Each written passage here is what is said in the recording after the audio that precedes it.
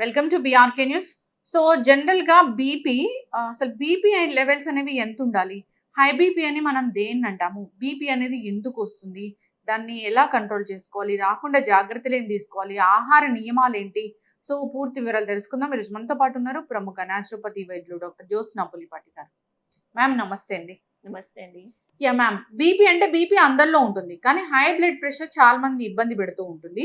So BP అనేది ఏంటి? High blood pressure అనేది ఎందుకొస్తదసలు? సో బీపీ అంటే బ్లడ్ ప్రెషర్. హ్మ్. ఏంటి ఆ బ్లడ్ ప్రెషర్? సో మన అందరికీ హార్ట్ ఏదైతే పంప్ చేస్తుందో, మామూలుగా మన మొత్తం బాడీలో ఉన్న ఆర్గన్స్ అన్నిటికీ కూడా ఆర్టరీస్ అనే ఈ బ్లడ్ వెసల్స్ ద్వారా మనకి హార్ట్ బ్లడ్ పంప్ చేస్తూ ఉంటుంది. ఎప్పుడైతే హార్ట్ కంట్రాక్ట్ అవుతుందో దాన్ని ఆ ఫోర్స్ ఏదైతే ఉంటుందో అది ప్రెషర్ ఆర్టరీస్ లో క్రియేట్ చేస్తుంది. సో ఈ ఫోర్స్ ఆర్ ప్రెషర్ ఏదైతే బ్లడ్ ఆర్టరీ వాల్స్ పైన పెడుతుందో దాన్ని బ్లడ్ ప్రెషర్ అంటాం అనమాట. సో హార్ట్ లో మనం చిన్నప్పటి నుంచి వింటూ వచ్చాం, లబ్ డబ్ రెండు సౌండ్స్ ఉంటుంది. అంటే ఒక కంట్రాక్షన్ ఉంటుంది, తర్వాత రిలాక్సేషన్ ఉంటుంది అనమాట. సో ఎప్పుడైతే హార్ట్ కంట్రాక్ట్ అవుతుందో దాన్ని సిస్టాలిక్ బ్లడ్ ప్రెషర్ అంటాము. అండ్ ఇది వచ్చేసి మనకి ఆ రీడింగ్ లో పైన ఉండే reading, usually normal blood pressure మనము 120/80 అని చిన్నప్పటి నుంచి విని ఉంటాము. ఏ 5th 6th క్లాస్ ఉన్న స్టూడెంట్ అడిగినా కానీ చెప్తారు.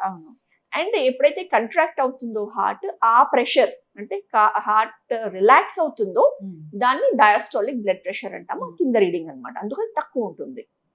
సో 120/80 అనేది నార్మల్ బ్లడ్ ప్రెషర్ అనే అందరం అనుకుంటాం. కాకపోతే ఈ బ్లడ్ ప్రెషర్ రీడింగ్ అనేది కాన్స్టెంట్ కాదు. ప్రతి ఒక్కరిలో ఇది ఒక సైజే అందరికి ఫిట్ అవుతుంది అన్నది ఉండదు. ఎవరి బాడీ తీరుని బట్టి వాళ్ళకి ఉంటుంది. అలానే ఏజ్ ప్రకారంగా, వేరియస్ అసోసియేటెడ్ మెడికల్ కండిషన్స్ ప్రకారంగా, లేకపోతే ఎనీ అదర్ ఫ్యాక్టర్స్ దీని ప్రకారంగా బ్లడ్ ప్రెషర్ అనేది వేరీ అవుతుంది. అండ్ 120/80 అనేది బ్లడ్ ప్రెషర్ లేకపోతే మనం కంగారు పడాల్సిన అవసరం లేదు. అట్ ద సేమ్ టైం మనం తెలుసుకోవాల్సింది ఏంటి అని అంటే, దాన్ని ఒక రేంజ్ ఆఫ్ బ్లడ్ ప్రెషర్ అనేది ఉంటుంది. ఫర్ ఎగ్జాంపుల్ లో బీపీ అంటాం మనం. లో బీపీ అని అంటే ఇప్పుడు 120 నార్మల్ అన్నప్పుడు 110, 100 వెళ్ళినా కానీ లో బీపీనా? లేదు. సో 90/60 వరకు కూడా మనం నార్మల్ గానే కన్సిడర్ చేస్తాము. అండ్ హై బ్లడ్ ప్రెషర్ అంటే ఎప్పుడు మనం అనొచ్చు అని అంటే, అట్లీస్ట్ 140 దాటితే మనం దాన్ని హై బ్లడ్ ప్రెషర్ అనొచ్చు. అండ్ కింద వచ్చేసి 90 దాటితే కనుక హై బీపీ అనొచ్చు. ఓకే.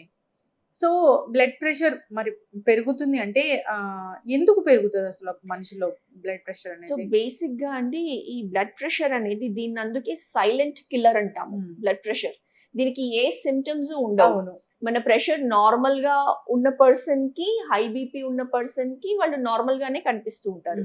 కాకపోతే ఒక 50-60% వాళ్ళల్లో మనము సిమ్టమ్స్ చూడగలుగుతాము. ఎలా ఉంటుంది అని అంటే, కళ్ళు తిరగడం కానివ్వండి, హెవీనెస్ ఉండడము హెడ్ లో, పడుకున్నా కానీ కళ్ళు తిరగడం కానివ్వండి, కూర్చున్నా కొంతసేపు హెవీనెస్, హెడేక్ రావడము. సో ఇలాంటివి ఏమైనా కానివ్వండి ఒక సిమ్టమ్స్ లాగా తెలుస్తుంటుంది. అండ్ అది కాన్స్టెంట్ గా ఉండడము. అప్పుడు మనము బీపీ చెక్ చేయించుకోవాలి అన్నది మనం ఆలోచన వస్తుంది అనమాట. ఓకే. సో అసలు ఎందుకు వస్తుంది బీపీ? మాక్సిమం బ్లడ్ ప్రెషర్ రావడానికి రీజన్ లేకుండానే చాలా మందిలో వస్తుంది. ఇడియోపతిక్ కాజ్ అంటాం అనమాట. దానికి రీజన్ వచ్చేసి మనకి జెనెటిక్స్ లో, ఫ్యామిలీ హిస్టరీలో ఉంది అని అంటే గనక వచ్చే అవకాశం ఉంటుంది. సెకండరీ వచ్చేసి హైపర్ టెన్షన్ రావడానికి ఇప్పుడు ఇది ఎక్కువైపోయింది. ఆల్మోస్ట్ ఎవ్రీ అదర్ పర్సన్ చూస్తే బ్లడ్ ప్రెషర్ అనేది ఉండడము, టాబ్లెట్ తీసుకుంటున్నాము అని చెప్పుకుంటూ వస్తున్నారు. సో దానికి రీజన్స్ చూడాలి అని అంటే ఒక 3 రీజన్స్ మనం చెప్పొచ్చండి ఈ రోజుల్లో. ఫస్ట్ థింగ్ వచ్చేసి సెడెంటరీ లైఫ్ స్టైల్. రోజంతా కూర్చోవడము, యాక్టివిటీ లేకపోవడము, ఓన్లీ మెంటల్ వర్క్ చేస్తూ, no physical activity. So physical activity లేనప్పుడు మన హార్ట్ పంపింగ్ అనేది చేస్తూ ఉంటుంది. అండ్ దెన్ ఆ బ్లడ్ ఏదైతే ఫ్లో నార్మల్ గా అవ్వాలో, మనం కాళ్ళు చేతులు కదల్చకుండా కూర్చుంటే ఆ బ్లడ్ సర్క్యులేషన్ అనేది నార్మలైజ్ అవ్వదు. And over a period of time heart అనేది స్ట్రెస్ కండిషన్ లోకి వెళ్తుంది. అండ్ అప్పుడు ఈ బ్లడ్ ప్రెషర్ అనేది పెరుగుతుంది అనమాట. So first sedentary life style. Second thing మన డైటరీ హ్యాబిట్స్, మనం తినే ఫుడ్. ఇప్పుడు ఇన్స్టెంట్ ఫుడ్స్, ఫాస్ట్ ఫుడ్స్ అనేది చాలా కామన్ అయిపోయింది. మనం ఎక్కడ చూసినా కానివ్వండి, మిడ్ నైట్ బిర్యానీ ఎంత పాపులరైజ్ చేసి ఉంటారో. ఈవెన్ స్ట్రీట్స్ పైన 1 గంట 2 గంటలు 3 గంటలు తెల్లవారుజామున దాకా కూడా పార్టీలు చేసుకొని నైట్ టైం బయట ఫుడ్స్ తింటూ ఉన్నారు. And inflow of western culture. ఇప్పుడు మన ట్రెడిషనల్ ఫుడ్ చూస్తే గనక మనం ఆల్మోస్ట్ 1 hour 2 hours అంటే మన ఫుడ్ ఎలా ఉంటుంది అని అంటే కనీసం ఒక 1 hour స్పెండ్ చేసి మనం ఫ్రెష్ ఫుడ్ ప్రిపేర్ చేసుకొని తింటాము. వెస్టర్న్ కల్చర్లో ఎలా ఉంటుంది, వాళ్ళ ఫుడ్ ఏదైనా కానివ్వండి with in 5 minutes 10 minutes preparation ఉంటుంది. ఎందుకంటే ready to eat processed food అనేది ఇన్కార్పొరేట్ అయి ఉంటుంది. సో అలాంటి వాటిల్లో ప్రిజర్వేటివ్స్ అడిషన్ కానివ్వండి, సాల్ట్ కంటెంట్, సోడియం కంటెంట్ అనేది అధికంగా ఉంటుంది. సో అది కూడా బ్లడ్ ప్రెషర్ ని పెంచడానికి తోడ్పడుతుంది అనమాట. సో ఈ processed foods and less in fibre content like fruits, vegetables, salads ఇవి తక్కువ తీసుకుంటూ ప్రాసెస్డ్ ఫుడ్స్ ఎక్కువ తీసుకున్నప్పుడు కూడా మనకి బ్లడ్ ప్రెషర్ అనేది పెరుగుతుంది. And third and most important thing, stress. Blood pressure అనగానే స్ట్రెస్ఫుల్ కండిషన్స్లో ఈవెన్ 20 సంవత్సరాల్లో ఉన్న పర్సన్కి కూడా స్ట్రెస్ ఎప్పుడైతే ఎక్కువ అవుతుందో అది బ్లడ్ ప్రెషర్ హై అవ్వడానికి దారితీస్తూ ఉంది. So uncontrolled, unmanaged stress. So బ్రాడ్గా చెప్పాలి అని అంటే ఈ 3 reasonsతో మనకి బ్లడ్ ప్రెషర్ అనేది పెరుగుతూ వస్తుందండి. చక్కగా చెప్పారు మ్యామ్. అయితే ఈ బ్లడ్ ప్రెషర్ వచ్చింది అంటే టాబ్లెట్స్ స్టార్ట్ చేస్తే జీవితాంతం వాడాల్సిందేనా? గుడ్ క్వశ్చన్ అండి. సో బ్లడ్ ప్రెషర్ వచ్చింది అండ్ బ్లడ్ ప్రెషర్ వచ్చినప్పుడు టాబ్లెట్ అసలు మనం ఎప్పుడు స్టార్ట్ చేయాలి అని అంటే, ఇప్పుడు ఏదో ఒక సిమ్టమ్స్ తెలుస్తుంది, లేకపోతే జనరల్ చెకప్కి వెళ్ళినప్పుడు బ్లడ్ ప్రెషర్ అనేది చెక్ చేసిన తర్వాత మనకి బీపీ సపోజ్ ఎవరికైనా కానివ్వండి 140 150/90 అనేది వచ్చింది. అది కొంచెం హైయర్ రేంజ్లోనే ఉంది. సో ఒకసారి బీపీ చెక్ చేసినంత మాత్రాన ఆర్ ఒకసారి రీడింగ్ హై వచ్చినంత మాత్రాన మనం వాళ్ళని బీపీ పేషెంట్గా పరిగణించాల్సిన అవసరం లేదు. బీపీ హైగా ఉంటా ఉంది అని అంటే అట్లీస్ట్ ఒక 1 week time to 10 days time in a day constant ఒక టైం పెట్టుకొని ఆ టైంలో రీడింగ్ తీసుకున్నప్పుడు కంటిన్యూస్గా అది హైగానే ఉంది అని అనుకున్నప్పుడే మనము బ్లడ్ ప్రెషర్ అనేది ఎలివేట్ అయి ఉంది, పెరిగి ఉన్నదని మనం తెలుసుకోవాలి. కనీసం 1 week మినిమం 1 weekలో on a daily basis. Like morning పొద్దున్న నిద్ర లేచిన వెంటనే బీపీ ఎంత ఉంటా ఉంది, ఈవినింగ్ టైంలో ఎలా ఉంటూ ఉంది. సో ఒక టైం పెట్టుకొని for example morning 8 AM and evening 6 PM ఇలా 2 టైమింగ్స్ పెట్టుకొని, ఇప్పుడు అందరి దగ్గర చాలా easily available digitalised BP machine దొరుకుతూ ఉంది అండ్ ఆల్మోస్ట్ 95% యాక్యురసీ ఉంటుంది. 100% యాక్యురసీ అని అంటే కనుక మనకి డాక్టర్స్ దగ్గర ఏదైతే మర్క్యూరీ బేస్డ్ బీపీ మెషిన్ ఉంటుందో అది 100% యాక్యురేట్. బట్ ఇది కూడా మనం 100% రిలై చేయొచ్చు. ఈ బీపీ మెషిన్లు చూసినప్పుడు ఒక 5 ఎక్కువ చూడాలా తక్కువ అనుకోవాలా? 5 points అంటున్నారా? మనము ఉన్నది ఉన్నట్లుగానే చూసుకోవచ్చు. 5 points పోనీ ఎక్కువ వచ్చింది అనడానికి లేదు, తక్కువ చూసుకున్నా కానివ్వండి. వేరియేషన్ స్లైట్ వేరియేషన్ పర్వాలేదు, అప్ టు 5 points డీవియేషన్ పర్వాలేదు.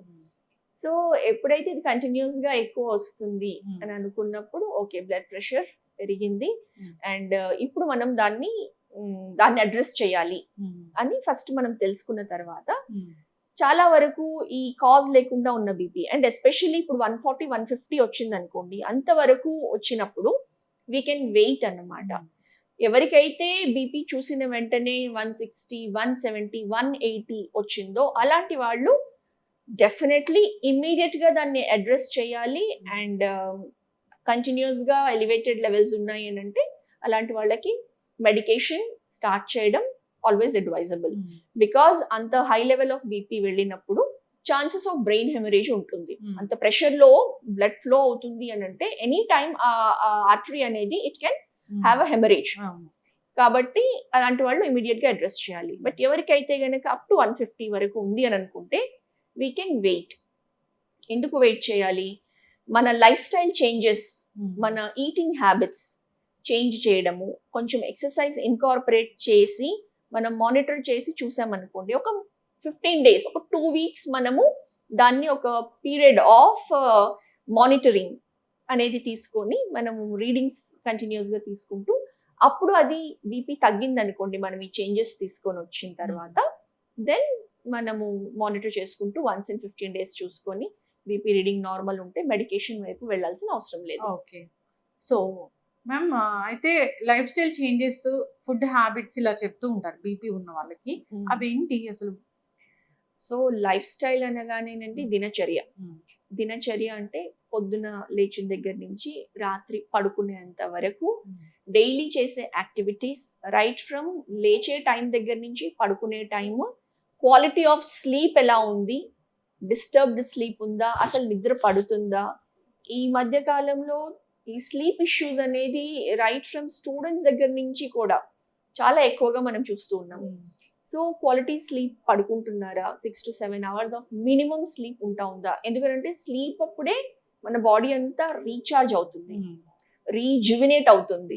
ఇప్పుడు ఫర్ ఎగ్జాంపుల్ మన కొత్త మొబైల్ తెచ్చామనుకోండి, దాన్ని ఛార్జింగ్ పెట్టాలి అని అంటే కరెక్ట్గా దానికి ఉన్న ఆ ఛార్జింగ్ కెపాసిటీ 33 volts ఉందా, 66 ఉందా, 80 ఉందా, దానికి ఇచ్చిందే మనం కరెక్ట్గా ఇవ్వాలి. సో ఎవ్రీ ఏజ్ పరంగా ఎంత టైమ్ డ్యూరేషన్ ఆఫ్ స్లీప్ అనేది ఉండాలి అన్నది ఉంటుంది.